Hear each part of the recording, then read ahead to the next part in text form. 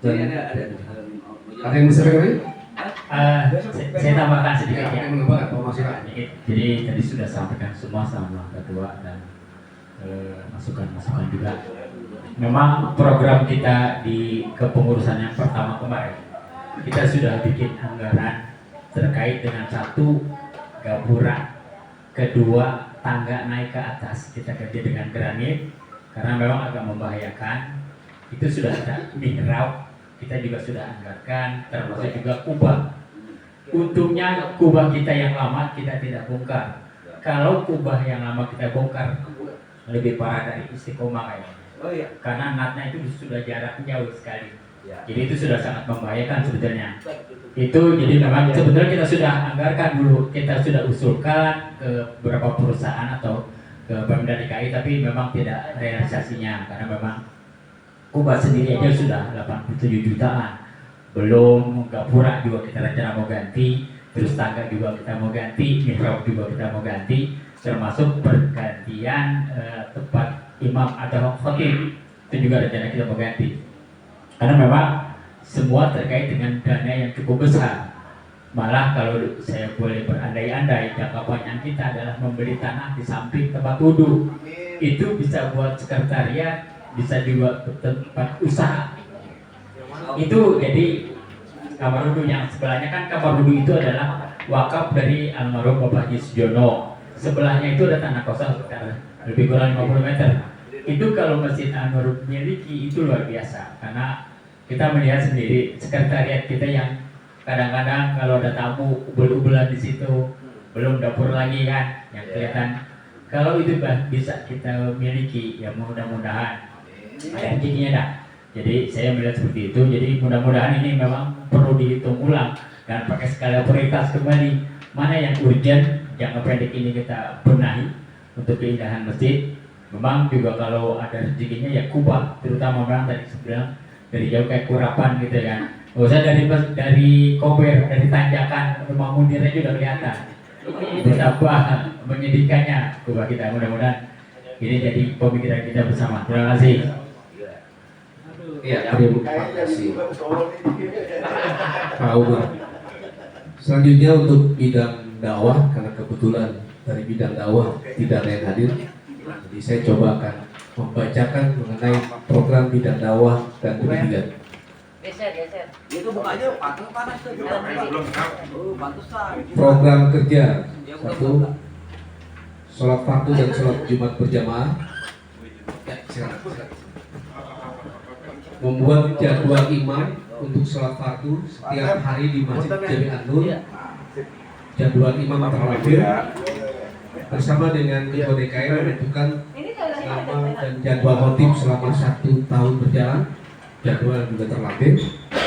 Kedua, program Jumat Berkah dilakukan setiap hari Jumat untuk membantu jamaah atau masyarakat yang membutuhkan melalui pembagian bingkisan, makanan atau bantuan lainnya, sekaligus mempererat silaturahmi antar sesama umat Islam, menumbuhkan kepedulian sosial dan meningkatkan rasa empati serta semangat berbagi kepada sesama umat manusia, membangun rasa kebersamaan agar terbangun kebiasaan bersedekah bagi jamaah kepada sesama masyarakat yang membutuhkan.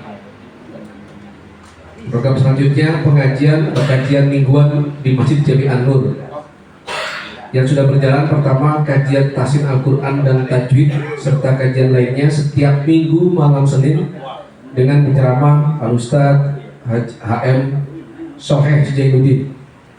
Pengajian minggu subuh, minggu pertama dan minggu ketiga oleh Kiai Haji Abdul Muftari MPD.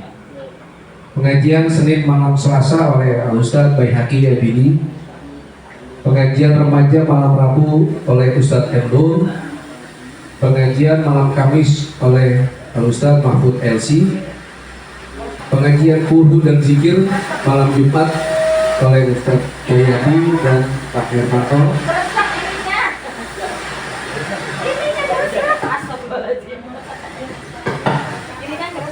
Pengajian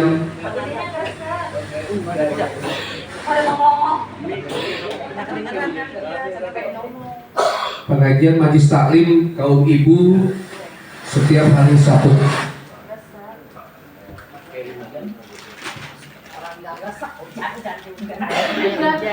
Selanjutnya peringatan Isra Mi'raj Nabi Muhammad SAW menentukan jadwal dan susunan acara saat peringatan Isra Mi'raj di Masjid Jami An-Nur dan bersama dengan pengurus DKI Masjid serta menentukan penceramah sebagai pengisi acara. Program Ramadan 1447 Hijriah. Yang pertama sholat tarawih berjamaah dan kuliah subuh. Mengatur jadwal imam tarawih, jadwal terlapir. Menentukan penceramah kuliah subuh setiap minggu pagi di bulan Ramadan, jadwal juga terlapir. Tilawah Al-Quran di bulan Ramadan yang dilakukan setiap hari setelah selesai melakukan sholat tarawih. Membentuk panitia penerimaan zakat fitrah Masjid Jami An-Nur. Program pesantren anak soleh-solehah ini sudah dilakukan secara rutin, jadi tahun keempat sudah kemarin, yang dilakukan oleh remaja masjid rutin setiap minggu kedua di bulan Ramadan. Acara buka puasa bersama setiap hari selama bulan Ramadan di Masjid Jami An-Nur. Salat Idul Fitri, bentukan khotib dan imam salat Idul Fitri 1447 Hijriah bersama dengan Ketua DKI Masjid An-Nur. Program Idul Adha, bentuk panitia kurban 1447 Hijriah bersama dengan Ketua DKI. Menentukan khotib dan imam salat Idul Adha bersama dengan Ketua DKI di Masjid An-Nur. Peringatan Tahun Baru Islam 1448 Hijriah. Membentuk panitia peringatan Tahun Baru Islam 1448 Hijriah. Memberikan santunan kepada anak yatim dan duafa di lingkungan Masjid Jami An-Nur. Target dan tujuan meningkatkan pemahaman, pengembangan dan kualitas hidup umat Islam melalui penyampaian ajaran agama dan pembinaan karakter dengan sasaran meningkatkan keterlibatan jamaah Masjid Jami An-Nur dalam semua kegiatan. Menjadikan Masjid Jami An-Nur sebagai pusat peribadatan serta pusat kegiatan edukasi yang dinamis untuk kemakmuran jamaah atau warga di sekitar masjid. Penanggung jawab Ustadz Herianuddin, Ustadz Kamal Patoni, Ustadz Ahmad Reza Sarif Sarbini, dan Ustadz Enur.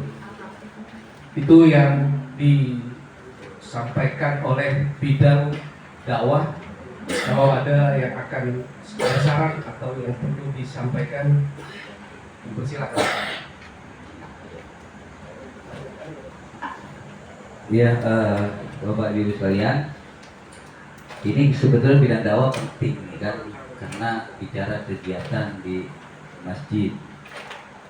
Ya, ada yang dapat WA-nya dari Ustaz Heri atau bagaimana? Ini saya rasa gini ya, apa yang tadi dibacakan oleh sekretaris itu kan kegiatan yang sudah ada, ya kan? Mungkin dari saya kecil itu aja, ya kan ya.